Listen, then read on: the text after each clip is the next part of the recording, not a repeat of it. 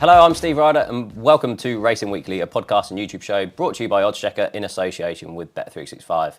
With Rishi still at the snooker, I take the hosting chair and I'm very pleased to be alongside two friends of the show, Ken Pitterson and Tracey. Kate, how are you? Good, thank you. Yeah, the sun's come out today, so it feels like we're finally getting into spring. What that's going to do then, ground conditions-wise, looking further into this week is a whole other factor. But really looking forward to the flat season getting going now. Yeah, we're at one of those times, obviously, between the flat and the jumps. We're going to have a look a bit at Punchestown and a little bit at Newmarket, as well as reviewing both the flat and the jumps action, obviously from Sandown at the weekend. Ken, I'm going to come to you. Obviously, we've had a couple of weeks of flat so far. I just kind of want to try and get a horse from you that's really taken your eye in the parade ring so far. I think the problem with beginning the flat season is that so many horses have been behind. I mean, trying to find something you actually liked paddock-wise has been pretty difficult. But the horse that I liked last year and I saw him make his debut at New was Salt Bay, trained by Rafe Beckett. Loved him last year. As a horse that didn't hit the heights they were expecting. So they went down the handicap route, and I know they were aiming at the November handicap.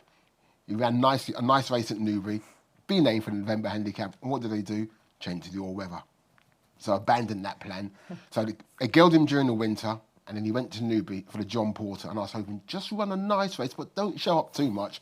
Runs a cracker and finishes in the first three. So he's a really nice type. He's going to make a much better 4-year-old, and I'm really excited how far he can go this season. Lovely horse going forward. Kate, a slightly different question for you. Just one that you'd probably look for over jumps next season that's really taken your eye. Yeah, I found this really difficult, bizarrely really difficult, this one, because there are so many obvious candidates that we're looking forward to for next year. Ballyburn, Factophile, so many from the Mullins camp. So actually trying to delve in and find a lesser exposed one then was quite tricky. But Captain Marvellous for the Jane Williams team, I think, I'm really excited to see if he goes chasing next year. He's only a young horse, but he's an absolute monster. And he's still doing enough wrong in his races. We've just seen him at Kempton so far, where he ran a corker on his debut. Jane Williams' horses, we expect them to improve with experience on the track. And then he won a really weak race by 23 lengths back over the same course and distance. Then he went to the Adonis, and he ran a blinder there then to finish third, despite being keen and doing so much wrong. But if he either goes down the handicapping route, that will suit him just to help him settle, or if he goes novice chasing next year with the age allowances, I think that he's a real smart one. Yeah, one to note then for listeners, away from the obvious for next season. We're just coming towards the end of the jump season. We had the championships all finish at Sandown on Saturday. Willie Mullins obviously winning the trainers title, Harry Cobden winning the jockeys championship, Patrick Wodge champion conditional as well. Okay, I'll come back to you around the achievement, obviously, of Harry Cobden. It didn't look likely at one stage, and then Sean Bowen's injury probably helped him towards the end. Oh, I know. That was a frustration, wasn't it, that knee injury that Sean Bowen had? But it was just a cracking battle, because I know lots of people don't care about the jockey's title, the trainer's titles, but the way that Harry Cobden and Sean Bowen took it on, with the fun that they had with it as well, and the social media aspect that they brought to it, they were just, they embraced that, and I love to see it because they were just really good sports, really good fun with it. Gutting for Sean Bowen, of course, but hopefully he will have his time. But for Harry Cobden, though, I mean, it was just a phenomenal achievement, and he put up some fantastic posts on his own Instagram about it as well, looking back to his pony racing days. So, yeah, I thought it was a cracking event then this year. Yeah, all those videos from the archives around interviews when he was 15 years old and everything like that are now coming out, which, is great to see. And Ken, around the achievement of Willie Mullins, the first since Vincent O'Brien to win both the UK and Irish Trainers' Championship. It was a hell of an achievement. I mean, when you think he's a national hunt trainer for starters, to do what he did was incredible. I mean, he had a great Cheltenham, and then it was from the back of Cheltenham, it springboarded into him going to the national. Can he win the national to challenge Nichols and Dan Skelton? He wins the national, he's in front. And then he just, as he said, I didn't have a clue. We left it all up to the team. The team sorted out where the horses would go, and they had a great end of the season. Aintree, Ayr, Sandown. It was just a really good end to the season, and it made for me, it made the season. Having that sort of competition just made the jump racing really good at the end of the season for me. Yeah, I ran the figures after Aintree had 19 winners in the UK at that point, and only 2 of them were away from the Cheltenham Festival and the Aintree Festival. Obviously, then towards the end of the season, Patrick Mullins ended up going to Fosselass and Perth and Ludlow, yeah. which was a good bit of fun. But it did all come down to the last day, which is where we'll start racing recap. So the first race we're going to look at is the Bet365 Gold Cup. Manella Kakuna beat Annual Invictus by a neck under that man, Danny Mullins. He's had some season. Paul Townend gets a lot of the plaudits, rightly so, but Danny Mullins has also had a fantastic year. Those Grade 1 winners at the Dublin Racing Festival, obviously won the Scottish National aboard McDermott, and now this valuable pot. Ken, I'll come to you first. Performance of the horse, first and foremost. Oh, it was really good performance. I mean, he had Grade 1 form as a younger horse. He done okay with fences, but I thought that was a really defining performance from him. I mean, he travelled, he got better as the race got on for me. He travelled into the race, and then when it came down to it, you knew after Air Willie had 2 horses win by a nose. You just knew fate. This was going to win, and it got his head in front right on the line. So no, it was a really good performance, and just everything about it was really good for the day, I felt. Yeah, so did I. Yeah, I thought it was a good performance in second as well from Annual Invictus, Freddie Gordon and Chris Gordon. Not quite getting there, but yeah, it was Willie Mullins' day. Oh, yeah, completely. And like you both said then, for Danny Mullins as well, because Danny, for all that he's constantly on the second, if not third string then for Willie Mullins, to see him getting these big wins, like you've just said, in the Scottish Grand National, now the Bet365 Gold Cup as well, was just fantastic to see, because he's had a fantastic DRF for the last 2 seasons. It just hasn't translated to Cheltenham, and there is no end to his optimism and confidence going into Cheltenham year on year. It's quite funny to talk to him on the Monday or the Tuesday when he comes over, because he just thinks he's going to win everything. Yeah. And it's just gutting when it doesn't quite work out for him in that way. But now to go to Ayr, to go to Sandown, and to overhaul the seemingly first string in Nick Rocket, which was frustrating for me because I was siding with him, but he just didn't jump well enough, Nick Rocket. His inexperience, I think, came to the fore. He's a small horse, so I think he ran a cracker, and still a horse to keep on side going into big staying handicaps next year. Yeah, Danny Mullins. Yeah, the one that probably got away from him this season was Dancing City, isn't it? Because he won on the Dublin Racing Festival, was then on him in the Albert Bartlett when he finished third, and then Paul was back on Aintree from there. Maybe one that got away from him. Arguably, the highlight and the best performance for me would be in the Bet365 Celebration Chase. John Bon, I just thought was fantastic. Beat El Fabiola by 4 lengths, and he's just a different horse at Sandown, isn't he? Oh, I know, exactly. 4 from 4 now is in here, Sandown as well. And what a ride this was from Nico de Boinville, where I know when Nico first got onto John Bon, you were kind of wondering how it was going to work out, really, because he was a very different rider to Aidan Coleman. Yeah. But I actually bizarrely think he gets the best out of him, because he treats him like a no-nonsense horse. He treats him like he doesn't have those slight on his toes tendencies, like he doesn't get warm beforehand. He just goes and makes his mind up for him and is really decisive on the horse. And coming back in trip then from Aintree to the mile 7 here, I really like the way he made the most of his stamina. He wasn't foot perfect in the jumping department, but he put that pressure on El Fabiolo, who was far worse than in the jumping department. And with the stamina, his Sandown record, I just thought it was a wonderful ride for Nico de Boinville, and just fantastic scenes from Nicky Henderson afterwards as well. Yeah, Nico 5 from 5 on the horse now. Rode him earlier in his career. Obviously, the one blip this year has been under James Bowen, but yeah, I thought it was fantastic. It was great. I mean, funny enough, someone came up to me before and said, "Oh, look at him, he's got warm." And I said, "Don't worry about him." I said, "That is him." I said, "You can never look at him and say he's going to run badly, because you never know what's going to turn up with John Bon." I mean, he's a bit of a, not a fruitcake, but he's got his own way about it. But just when Nico gets on him and gets out and stand out and he jumps from the front, they just fit really well, and it was a really good performance. I mean, as Kate said, they got the rest of them under pressure. And the thing with El Fabiola, as much as he's got an engine, if he can't jump at speed, you're going to suffer. And he made one mistake at the cross fence, and then you could see he was always struggling to get himself into the race, where John Bon was popping away in front and El Fabiola just couldn't pick him up. So the thing with John Bon, he's versatile. He's done it over 2.5. He's done it over 2. Interesting to see what they'll do next year. Will they go 2.5? Will they go 2?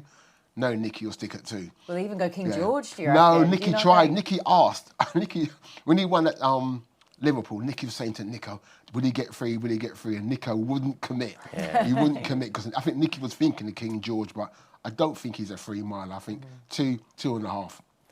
He's a pretty high class horse. Yeah, I said on the show last week around if you actually look at the 2 mile chasers come in from the novice division and they're within the UK. I think the next in is about Haddocks Zobo and Edwardstone, who are all massive prices for the champion chase. So you're going to have races like the Tingle Creek if Willie Mullins doesn't send any over earlier on in that season, as opposed to running over those intermediate trips where you're going to have the likes of Protectorat and Ginny's Destiny going forward. I think personally they'll stick at 2 miles and then make a decision when they actually get to Cheltenham. That's very true, actually, like I say, about the divisions, though. And I mean, even like for the Tingle Creek, because Willie Mullins, this isn't the first horse at Sandown to disappoint over 2 miles. Chac and Poussoir in the Tingle Creek a few years ago. So even then, you wouldn't be too perturbed. No, if we look at the champion chase for next season, John Bond now 7-2 joint favourite with Gaelic Warrior. For the champion chase next season, El Fabiolo drifted out to 5-1. Would you give him any chances, or have we learnt a bit about El Fabiolo on his last 2 starts? Given the team he comes from, and he's got jumping problems, they will sort it out. Yeah. I mean, they will sort it out, and he might jump well at home, but they will definitely try and get to the bottom of him. Because what we know about the team is that if something goes wrong, they'll analyse it and try and get it right for next time. We saw that last year with Emergamine at Cheltenham when he ran over the white fences. Yeah. Didn't take to them. They got him back home. He pinged him over so many white fences. I mean, I'm sorry, he knows what to do. So they'll get it right. If the horse has got the ability, if they can get him to jump properly, he'll still be a major player. Yeah, definitely. There's obviously a sad post-trip for the race, Alexis de Nuts. Obviously, with his fall at the second last, sadly losing his life, and we'll touch on, obviously, the sad passing of Shiskin as well. I wasn't expecting that news Sunday night to come through on social media, Kate. Oh, no. Like you say, it just pinged up on my phone. And, you know, when it's one of those notifications that you're in disbelief for, and you think, this can't have just happened. And such a freaky thing to have happened as well, just in his stable. Yeah. After Highfield Princess suffered such a similar occurrence, just getting cast in a box. And it just shows the fragility of these horses and that no day is guaranteed.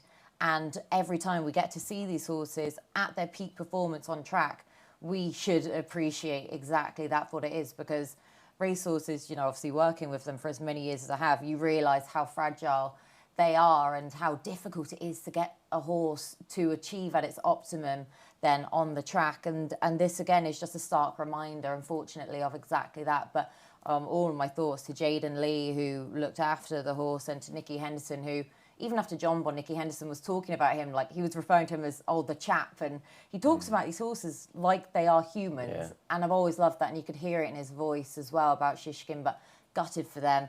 Gutted for Alexia de Nuts' connections as well. What a superstar he's been for the yard. So, yeah, really 2 sad losses to the industry. Yeah, I love, that's where the social media element of it is fantastic, because your whole news feed was just full of replays of Shiskin, lovely photos. And it's funny, I went back and watched some of his races, and you kind of try and put in a top 5 performances for Shiskin, and the Supremes towards the bottom, the Arkles towards the bottom. You kind of look at it and think, well, hang on a minute, you've won 2 of the big races at the Cheltenham Festival, and actually that's probably not the highlight of your career. Because like everything, it's all about relevant, isn't it? It's all about now. It's not about what happened before. And like you said, when he won the Supreme, I mean, that was a really classy performance that day. And you kind of forget that because he's done so many since. Yeah. But yeah, that was a day when he showed himself to be a real top quality horse. Yeah, and those enigmatic tendencies probably just warmed everyone's hearts to him a little bit more, refusing to start. And great horse and great memories. We'll then move on to the Bet365 Select Hurdle in Paris Pass. Looked really back to his best, Ken. I was really impressed with him. He didn't need a steward's inquiry this time to beat Langadan, did he? No, I mean, he looked back to his best. I was still not, because I expected so much of him this season, I was still a little bit disappointed. But Willie's come back. Willie said, look, I think it's been my fault. I've been basically running him over the wrong trip this season. He said, next year he's a 3-miler. He'll either go chasing or go over hurdles, but he's a 3-miler. He's just got a lot of quality. I mean, the way that race panned out, I mean, he just travelled into it. He travelled up there really strongly, and a couple of strides, and that he was gone. I mean, he's a top quality horse. Obviously, showing that 2 miles is not his trip. the world's his oyster next year. Will he go chasing? Will he go over hurdles? He's got a lot of choices. But again, Willie's got a lot of choices to choose from. But now he's back to his best, and he's hopefully can show what he proved when he won the Ballymore. Yeah, hopefully. Changed 3 names since then. Yeah, what his name is from yeah. In my day, Sun Alliance. But he's got so many choices for next year for what he does with that horse. Yeah, and Paris 9-1 with Bet365 for the Turners next season would be a logical target. Your thoughts on the race? Yeah, like you say, it was fantastic seeing Perry Pass doing that. And I feel like he's one of those horses where against these rivals, we're never going to quite see the absolute best of him because he is idle when he gets in front there. So you never quite know where his bottom lies, which is a compliment to the horse and his ability then. But of course, we saw that at Aintree and then with the controversial finish there, right? I do think that Langadan was unlucky not to get the win there. But Langadan's proven himself as a graded performer. Handicaps now, there's no hiding place of him, and you won't be going to handicaps for a long time now. And the size difference between him, Perry, Passing, and we would have been better placed to have seen them in the paddock between him and Langadan. But on TV, at least, it looked a vast difference. There is a vast difference. Yeah. There is a massive difference between the two. But like you said, I mean, Langadan handicaps. I mean, Master Rain is a handicapper, wasn't he? Because I mean, he's clearly a graded performance on what he's done so far. Yeah, and you look at how small he is. Like he's like a little terrier, and you wouldn't think those big field handicaps would suit him. But if you've got £20 in hand, that's probably why. But that's also the thing, though, why I think handicaps suit him. Because you can see, I do think that Langadan was unlucky not to get closer to Imperial Pass, for all that Imperial Pass, as I say, was idling and probably would have been helped by another horse coming to him. But you can see the way Harry Skelton rides him. He tries to get him into as much trouble as he possibly can because he is a terrier. And as soon as he's facing another horse and up against them and in trouble and in the mix, that's when it drives him on more so. So you can see what Harry Skelton was trying to do to get him into trouble. That's also why handicaps suit him so well, because you can find the trouble. Not as easy to do in graded contests. No.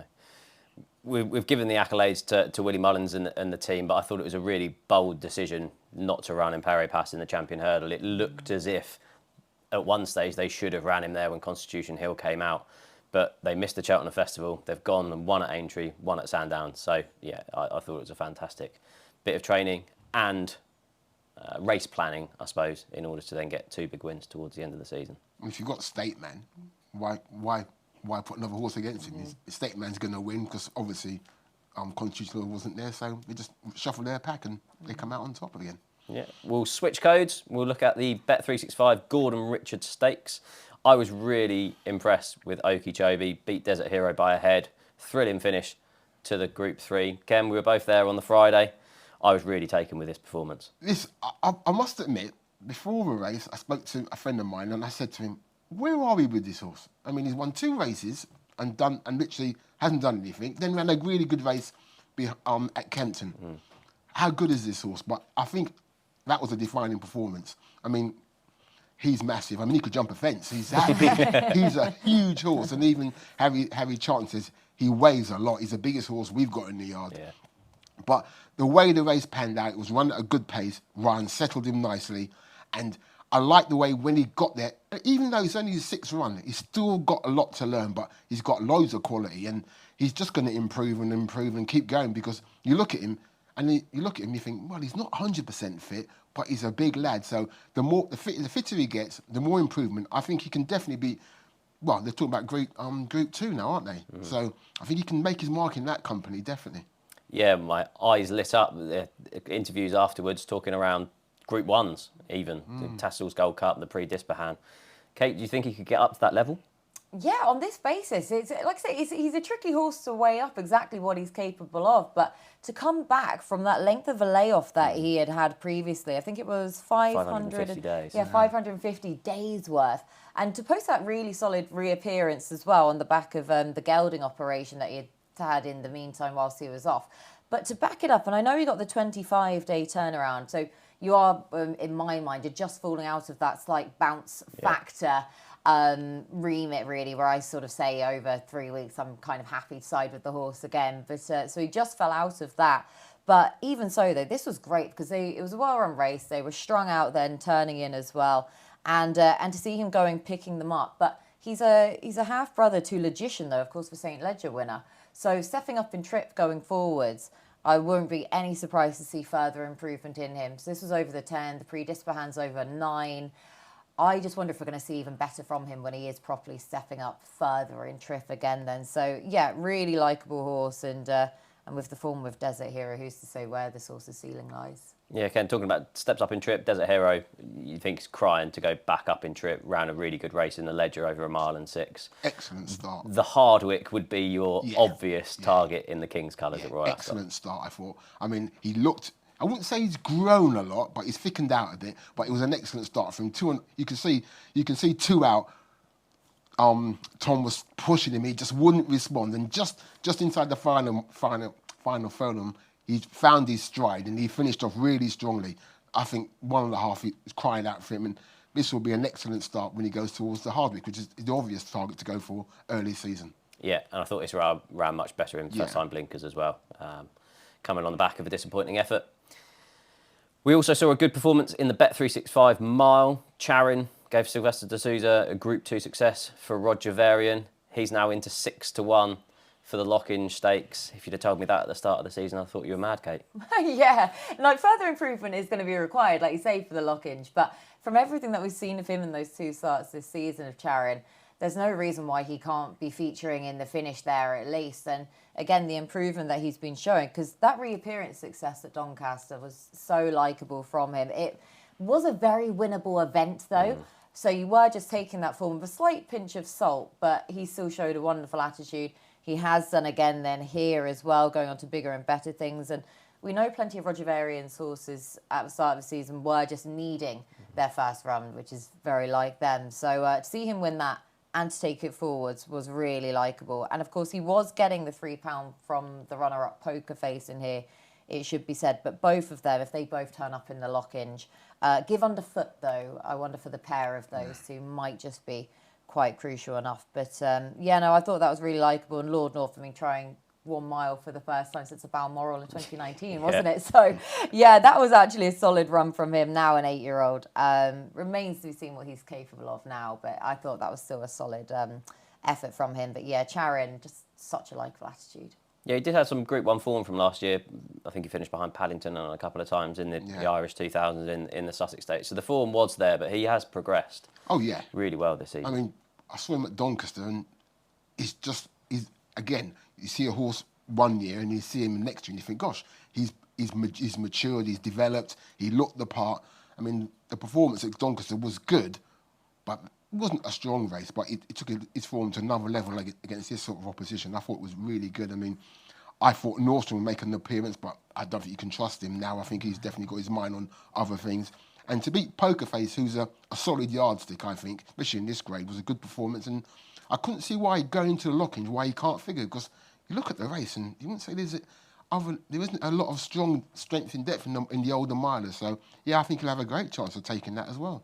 Yeah, looking ahead of him in the market for the Lockinge, you've got Inspiral, who this probably isn't really the time of the year. She seems to flourish with a bit of sun on her back, which we haven't really seen much of so far in 2024. And then you've got Big Rock, who's second favourite, obviously is going to have that stable switch and would rate an unlikely runner for me. So we could be at the stage where Charin is going off favourite for the Lockinge.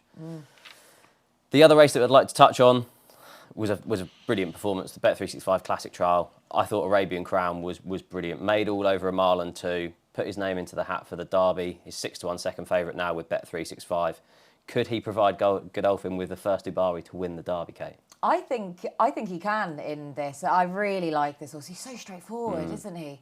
And I know that the time of this race wasn't anything spectacular, but of course it was steadily run. He did get his own way out in front then as well. So you do sort of take that into account here. But I mean, the form in behind looks solid because it was the same 2-3-4 of that Haydock listed race from back in September with Macduff, Raymard and Portland in there. But Arabian Crown, he was just too good for them. So straightforward again. And the way that he shapes, you know, he looks to be, again, Ken will tell you more about this. So the size and scope then of a typical Dubarry, that the step-up and trip to a mile 4 should be fine for him.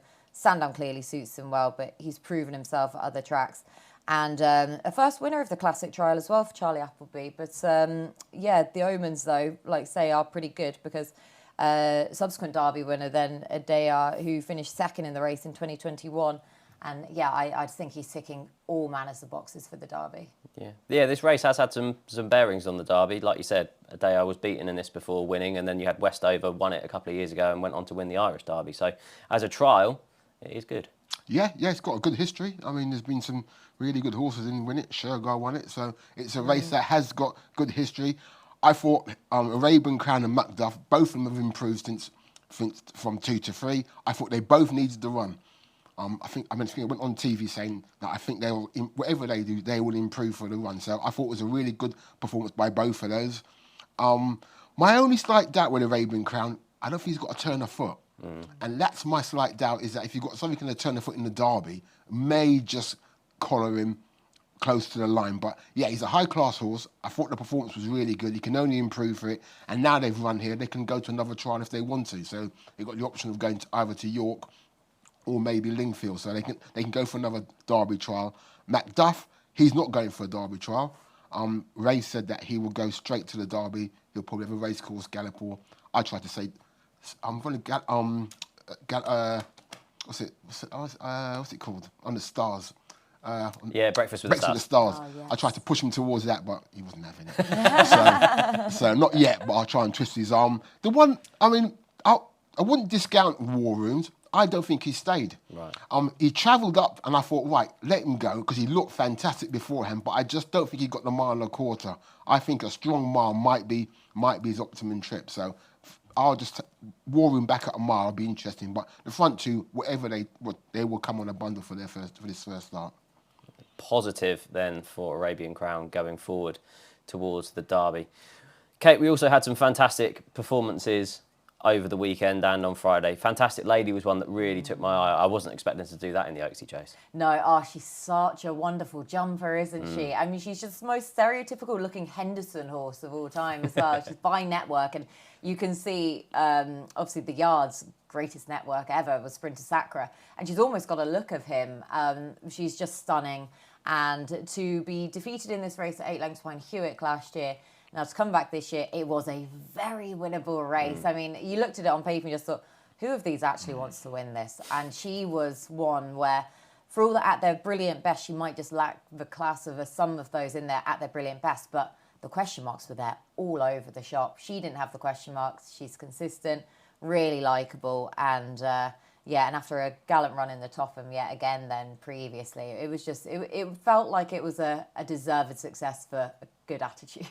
Yeah, I thought that she might have to step out of a handicap company and into those graded races, but the handicap has only put her up 7 to 149, so she could take in a few handicaps next season going forward. Anything else that took your eye? She was the one most of all. I mean, Helwyn, though, to be fair, in the race previously, the 150 for Tom Cannon and Alan King. Alan King's having a fine end to his season, isn't he, with plenty of these. There was a bit of a theme throughout the season of Alan King's Saturday horses not performing to optimal, and no sooner had someone said that all of a sudden he had all of these successes. But I thought Helwyn was a really good winner of that Novices Championship final, and what he's going to do next season, what route they're going to go down with him is going to be fascinating to see, but definitely one to keep on side. Yeah, that race itself is one to put pretty much the first 5 in your notebooks. I think Steel Aloe was my nap of the show last week and finished back in third. Just was a bit on edge in the preliminaries. The false start, I don't think, helped. The false start certainly didn't help Masai Mara. No, it didn't. As we all know, the starter apologised to the owners for not seeing it. So, human error. We all make mistakes, and I make plenty. Yeah, and the rule changes coming in for the flat, and I'm sure after that they're going to look at rule changes with regards to changing those. I think why complicate it? Yeah, just make it a standard for flat and jumps, and you know where you are. Yeah, I felt sorry for Steve Drown. Had to come out to kind of show his face and explain the issue, and his hands are tied. I spoke to Steve, and Steve said, "Look, I can only do what's in the rule book, and that's what I can do." Yeah. So there's nothing he could really expand on what he said. No. Just going back to Alan King, the reason Alan King's having a good end of the season is good ground. He doesn't. I mean, if you go to Barbary Castle in the middle of winter, it's still good ground. It just doesn't get soft up there, and that's the reason why his horses perform on good ground. Yeah, Edwardstone as well ran an unbelievable race. Not really got talked about in the midst of the celebration chase, but he finished a short head behind El Fabiola. He ran probably seasonal best, I would say there. Definitely. Anything else take your eye? I thought Siona, is it Siona? Sione? Who won the Ciola? Who won the maiden filly stakes. I thought that was I don't think the race was deep, but she looked a really quality filly. I mean, she stood out in terms of quality. And the way the race panned out, I mean, she sat off the pace, way out the back. William Buick gave her time to find her stride. I like the way he taught her to come between horses. And she picked up Bealey, and I thought she looked really good. I mean, I'd love to see her go for the Oaks, but you can't go on for the Oaks for the back of this. So I suspect they'll go Musadora and then go to Ribblesdale. I think that's what they'll do. But I think she was, for me, she was probably a real nice performance there, and I think there's plenty more to come from her. Yeah, she got a lot of love on social media for that performance. Danielle was also another who I thought was brilliant. She won at Weatherby by 12 lengths. She's now 20-1 with Bet365 for the Oaks. Related to Ascot Gold Cup winner Courage Mon Ami. I was really impressed with that. And then a couple from Ireland as well. Camille Pizarro won the 6 furlong maiden at Navan on Saturday. Is sure to be Royal Ascot bound. And Kyprios made a winning reappearance in the vintage crop. Was really strong in the market. Now 7-4 for the Ascot Gold Cup with Bet365. I know, I thought he was in trouble for maybe half a stride, and then you saw him pulling out after the line, and he did not turn a hair. The jig jogging and how full of himself he was only just getting going at the line there. So yeah, great to see Kyprios back, and if he can get back to his brilliant best. We know he's got those ever so slight little quirks about him. He's not 100% straightforward, but yeah, that was fantastic to see. And like I say, he was such a fresh horse after the line. I think that was the most notable part of that success. Yeah, and one last one, Ken.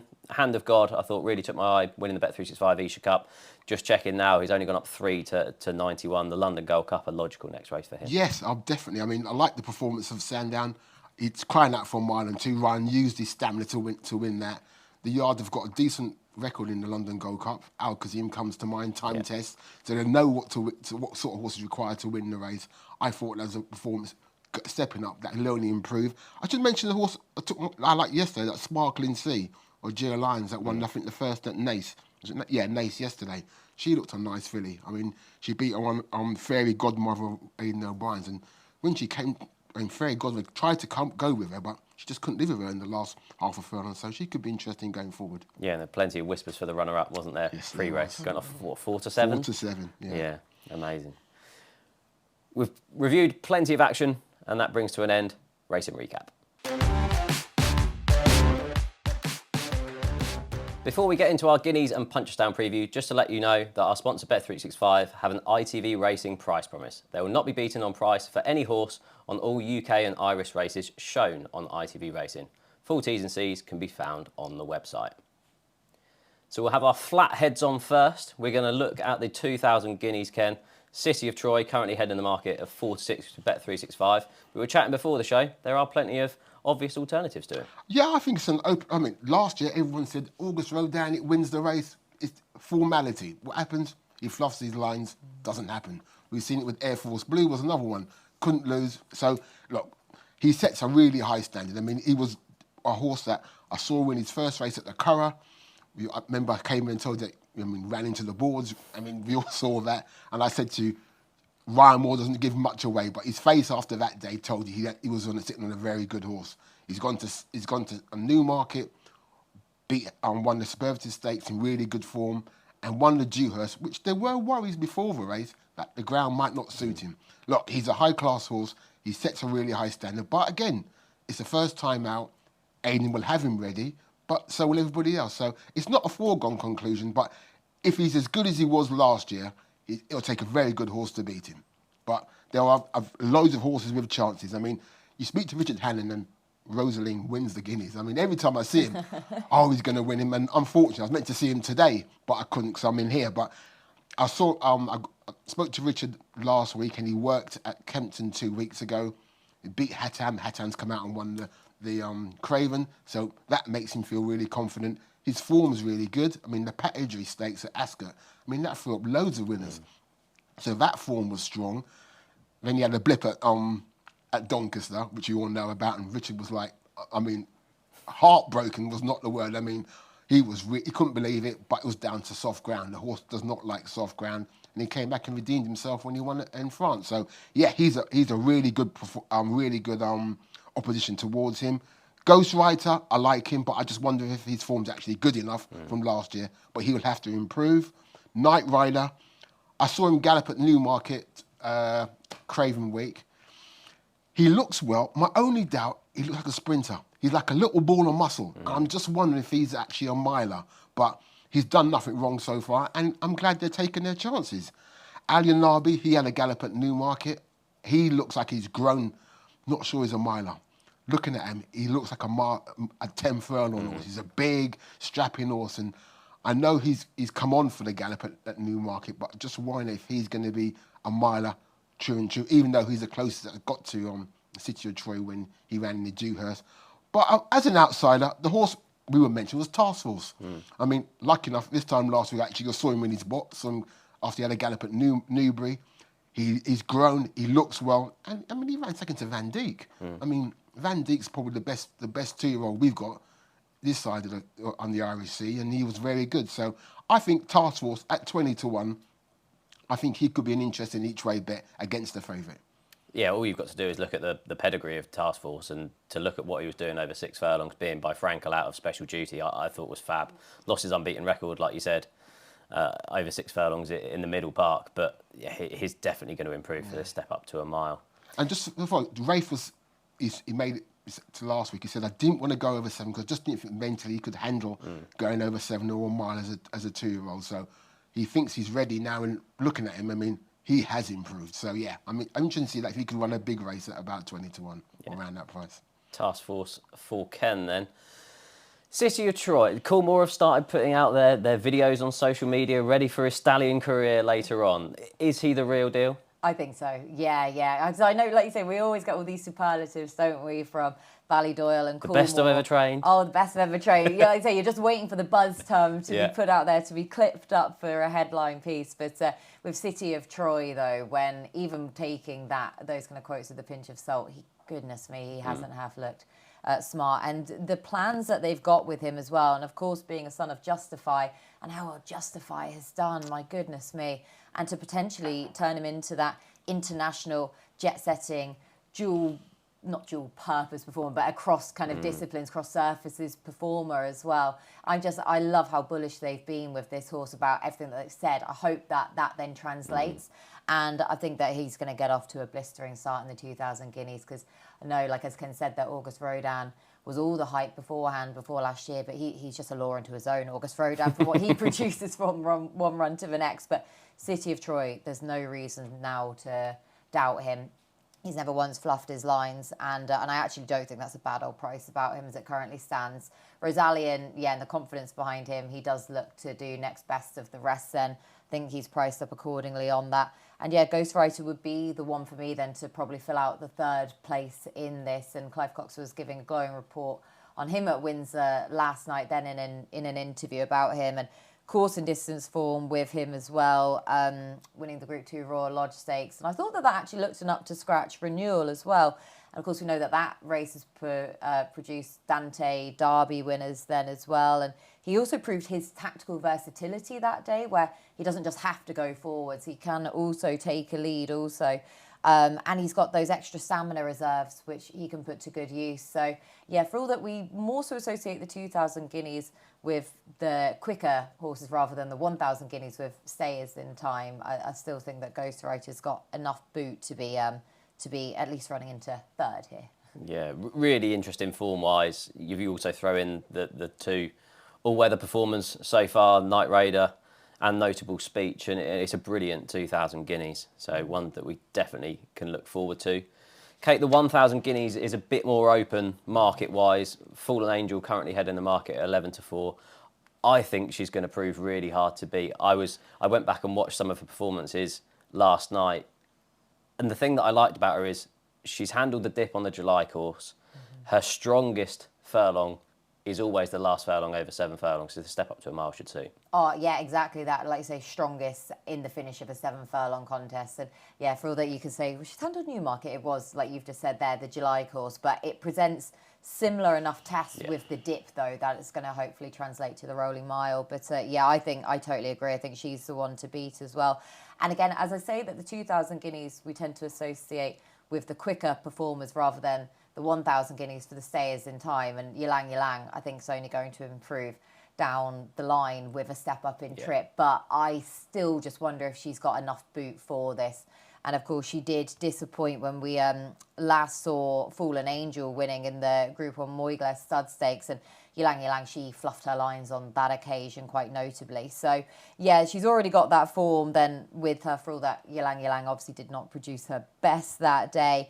But, yeah, I think it's very difficult to look past Fallen Angel. The Colbuck form as well. They've just, you're struggling to side against them at the start of the season. So there's another tick in the box. And she's just got that cracking temperament. And now that she's proven she can travel to Ireland, likewise as well. And I agree, I thought she was strongest in her final furlong. So the step up in trip then for her, I think, is really, really going to suit her. And she's the right favourite. But further down, I still like El Malka at 33-1 in here. I sided with her last time out at Newbury in the Fred Darling. And I think it would go as quite a push to say she was unlucky. I don't think she was unlucky as such, but I think her inexperience probably cost her ultimately. Where she did similar to her debut at Southall, where to make her run, she darted to her left and she took off then when she got herself out of a bit of a pocket. And she was running on so strongly at the line. I don't think the step up in trip will inconvenience her. And she's just been forgotten about in the market for such an inexperienced type. I thought she was maybe the each way possibility. Yeah, El Malka then for Kate at 33-1. Who for you, Ken? Fallen Angel. She only lost one race, and I backed her that day in the stars. Great. She improved. Every time I saw her, she improved and improved. And the Moorgate Stakes was a really good performance. She had a gallop at Newmarket, Craven last week. The same week as the Craven. She hasn't grown, but she's grown outwards, and it was a routine work. I mean, it wasn't anything spectacular. Didn't ask too many questions, so she goes there in really good form. And Lang, I like her, but I think she's more of a Noakes filly. Yeah. She just hasn't, as Kate said, hasn't got that instant turn of foot, which I think is going to be needed here. I'm kind of siding with Dark Sequence. I mean, I like the way she won her two performances. She went to Newmarket for the Nell Gwyn, looked at her, she looked great. She looked like she was clueless on the track, like she'd never been there, but she had won there before. So she needed that experience again on the track. I think she'll take a major step forward. I think she's physically has made a big improvement from 2 to 3. And I think there's more to come from her. So I'm just going to be against Fallen Angel and go with Dark Sequence. I just think she's had a run, she'll take a step forward, and I just think that might be the difference between winning and losing, that she's had a run. Yeah, an interesting stat. I think 14 of the last 20 2,000 guineas winners have gone straight there. But the mares are all different. Yeah. You get a lot that are beaten in trials that do then go on to win the 1,000 guineas. So, yeah, Dark Sequence 5-1, having been beaten on her trial last time for Ken. Kate, I'm going to come to you. Anything else at Newmarket? We're going to stick with our flat heads on. We've got some fantastic racing over the 3 days at Newmarket, the likes of the Palace House Stakes, the Pretty Polly, the Dahlia Stakes. Yeah, so we were talking beforehand about the potential ground conditions for Newmarket, and I was anticipating with the forecast, even though it's warm today, and we know how fast Newmarket dries up, that it was going to be on the, hopefully, the softer side of good then. Come the weekend, but you reliably informed me that that's not expected to be the case. So it's slightly thrown a spanner into the works then for me here. But I thought that the one that represented the value in the Palace House Stakes was last year's winner, The Dream, especially if it has just got that bit of cut in the ground still. But at least at Bath, I know she got beaten in listed company in the Lansdowne Stakes. She proved herself on a sounder surface. I thought the ground was too good for her there, and she just got going far too late in that race as well, but she still ran a blinder to finish third, so she's clearly in good form. I know when she won this race last year, she was coming into it on the back of 5 starts, but she beat Living the Dream in it. I don't think there's quite a Living the Dream here. No. Living the Dream obviously boosted the form, winning the Nunthorpe, finishing 4th in the Breeders' Cup then subsequently, so that was a really solid piece of form. And the fact that she's around sort of 8-1 or so to retain her crown, with this seemingly being the main aim for her, this is her time of year as well, that I thought The Dream was probably the way to go in the Palace House Stakes. Yeah, available at 8-1 with Bet365. I don't think she needs soft ground. I think it just inconveniences the other horses, and she handles it. Yeah. She gets pigeonholed as a soft ground horse, but I don't think she does need it. Ken, anything else for you on the flat coming up? The 2-year-old race on the Sunday, it could be interesting. I think the actor could be very... Honestly, you don't see many Hannon 2-year-olds that look so unfit for their debut. And I was amazed it was that unfit. And he ran a really good race to finish second. The next newbie meeting, he had a 2-year-old that had won, that had worked with this, which was called... I forgot the name of it. But he had worked with this at Kempton and won at Newbury. But the actor will take a massive step forward from its first run, because I couldn't believe how unfair it was, hadn't been that it's been going to Kempton to gallop. So it will take a massive step forward, the actor. So I think it will run well. Yeah, it runs in those red colours, Star something, isn't it? I can't. Yeah, I can't remember what name of the horse is. One of those ones that, was winning in the red colours with the stars. Yeah. And could I just also chuck in Vidalia Stakes then on the weekend as well? Astral Bow, again, this was sort of the anticipation of the softer ground, but I'd say by the Sunday, with the ground quickening up and then the forecast for Saturday, it may just be a bit too quick for her. But again, another one at the prices where she finished third in this race last year. So again, I'm going for sort of repeat form as such. That was behind Via Cecina and Al Hussein. And I thought it, on paper, that's probably a better renewal than it looks this time around. Prosperous Voyage, Random Harvest are all in behind there. And she's following a similar path this time around. And I just think she was unlucky to bump into Charon on her reappearance start. I sided with her to go and defend her crown. But Charon, as we've already touched on, winning in Group 2 company on the weekend there. So it was just a class above he was that day. So I think she can count herself unlucky to bump into him. But again, I just think that she's one where she's just overpriced against those in the Dahlia Stakes. But again, ground might just have to be a slight worry. Yeah, I was the same as you. I was with her, and I think that day at Doncaster, I think there was a huge headwind. So actually, her as a front runner, it would have worked against her. So I thought you could upgrade that, and obviously the form has been boosted with Charon since. Yeah, there was a couple at Newmarket for me. Dark 30, it's 5-1 with Bet365 for the 7 furlong handicap, the 3 o'clock on Friday. 1 over 6 furlongs on his reappearance there off a mark of 93, and the handicapper has only raced him £3.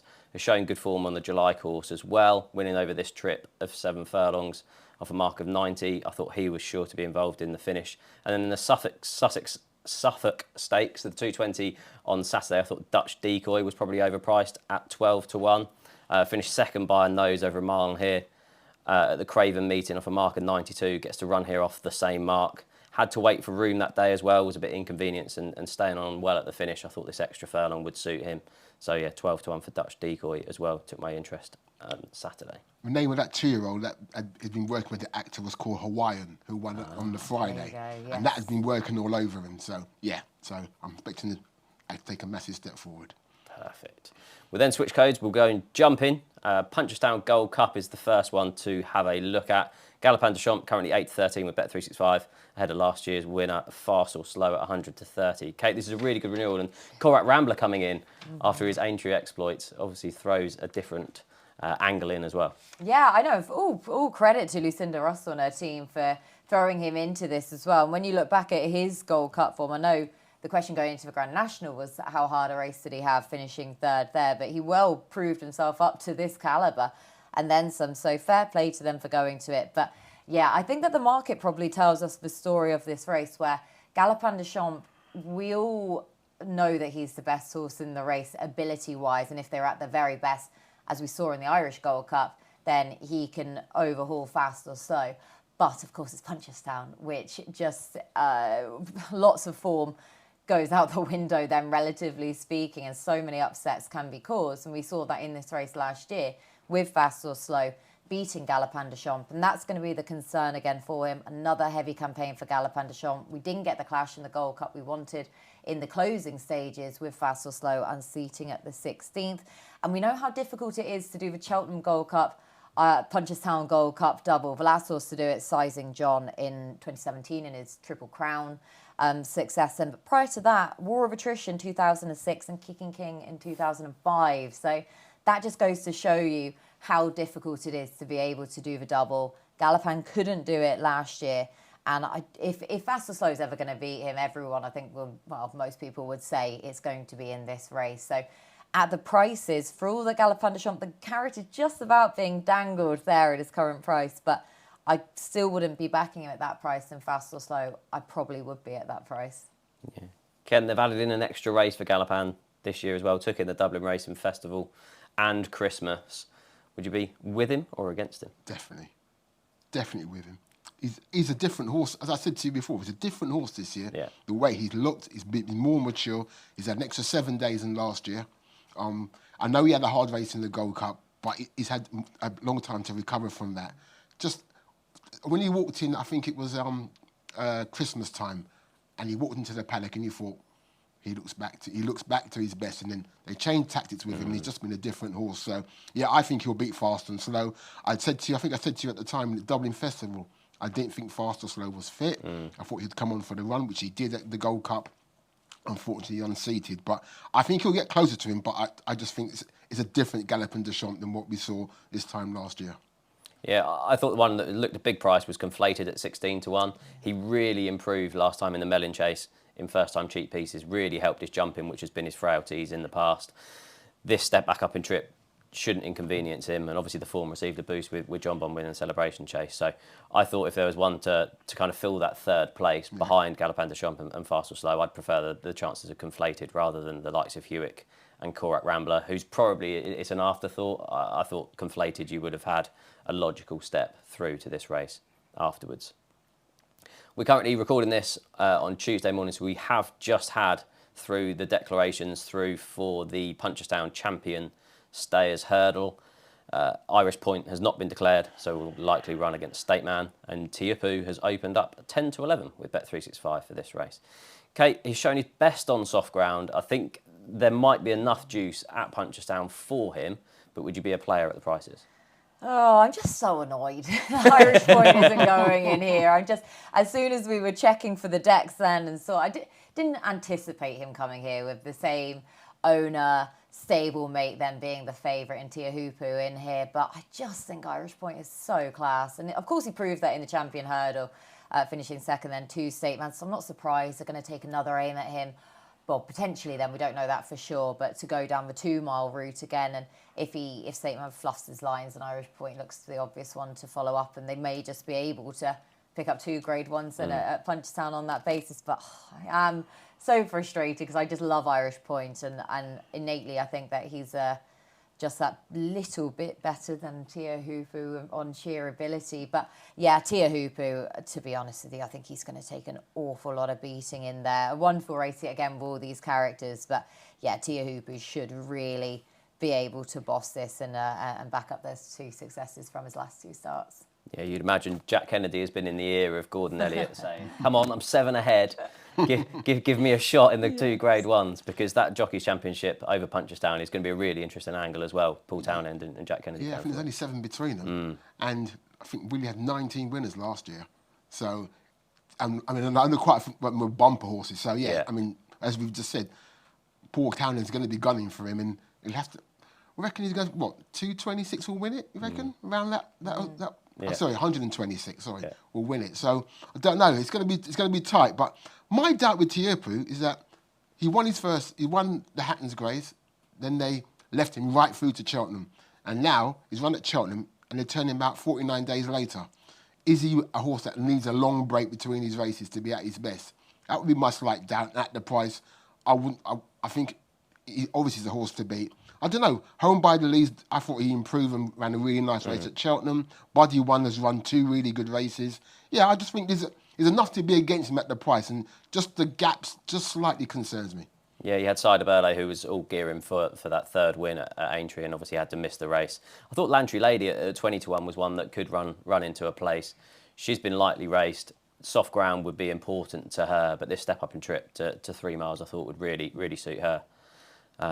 Yeah, Lantry Lady, possibly overpriced in that race. Ken, I'll come back to you. Anything else that's taken your eye at Punchestown over the next few days? Yeah, a horse called William Mullins, I think it is. I loved the way he won his bumper, and there was all the rage for the Cheltenham bumper, and then Barry Connor said, no, I'm saving him for Punchestown. I think he looked a really high-class performer that day. He saved him for the race. I think he could be very interesting going bumpers and going over fences, because I haven't seen him, but a friend of mine who saw him said that he's got Chaser written all over him. He's got a lovely stamp, and he'd be interested in horse. But yeah, I'll be interested to see how he gets on against William Mullins' battalion in that race. Yeah, anything that Barry Connell trains is always going to be talked up. Yeah. But he had the form there. I was with one of the Gordon Elliott horses in that bumper last time, and I think all 5 of them were all previous winners, and it looked a really strong race on paper. because that's one of the strongest bumpers run at that time of the year. So, it'd be interesting to see how he gets on, because reputation, I know there's quite a lot of them, but he's backed it up so far with what he's done on the track. Yeah, that's going to be a really, really good race against the likes of Jasmine DeVoe coming from the champion bumper in there as well. Anything for Punchestown for you, Kate? Do we know if Sergino's going to go to the 4-year-old hurdle on Saturday? He's been roughed off for the season. He's roughed off because he paraded at Sandown on Saturday, so he said that's it. That's it for him. I was thinking the price was looking a bit too big for considering. I was sort of thinking to myself, I hadn't heard any news, so thank you for that. So the mares chase then, 2.5 miles. I think this looks a really intriguing contest on the Friday. The Grade 2, of course, Blue then comes back in trip today as we record. But it's opened the door then for plenty of these other mares. I think it's going to be a real showdown between Allegory Devassi and Bride's Hill. But Allegory Devassi, I know that she did have that comeback success, but she just, on that penultimate start, but she just hasn't looked the same mare to me this year at all. And Bride's Hill, I think this looks a really welcome step up in grade, back up in grade again for her on the back of that Huntingdon success and this winning sequence that she's coming here on. That I know we haven't seen her for quite a while then, but again, she'll be a fresh mare. And I thought that Bride's Hill could overhaul Allegory Devassi in the mares chase. Yeah, could reward connections for missing Cheltenham. Obviously, the ground just went against her that day. I think, the better the ground, the better her chances on there as well. For Ken, William Money, 4-1 in that bumper at the time of recording. Jasmine DeVoe, 6-4 favourite, and Romeo Coolio bringing in that champion bumper form. So, William Money in the 450 at Punchestown, then for Ken. Right, before we get into our best bets of the weekend, just to let you know of a free-to-play 6 horses challenge. It's available every weekend with prize pools available for 5 and 4 correct predictions, as well as a jackpot for all 6. Terms and conditions apply.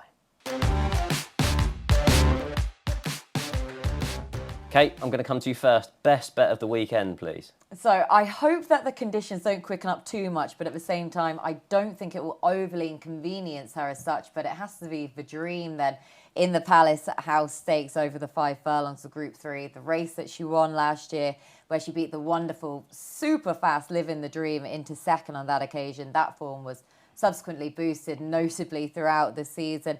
If the rain is there in the forecast and there is juice in the ground, we know that will suit her, but she proved at Bath last time out in a solid reappearance run that she can handle a sounder surface just fine, and she represents the value for me.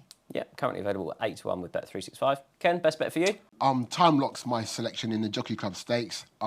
Interesting filly. I liked her last year. She improved, ran a really good race before she went for the Champions fillies and mares at Ascot, where looking at her in the paddock, she was completely all gone. She'd gone in her coat and she didn't run any race at all.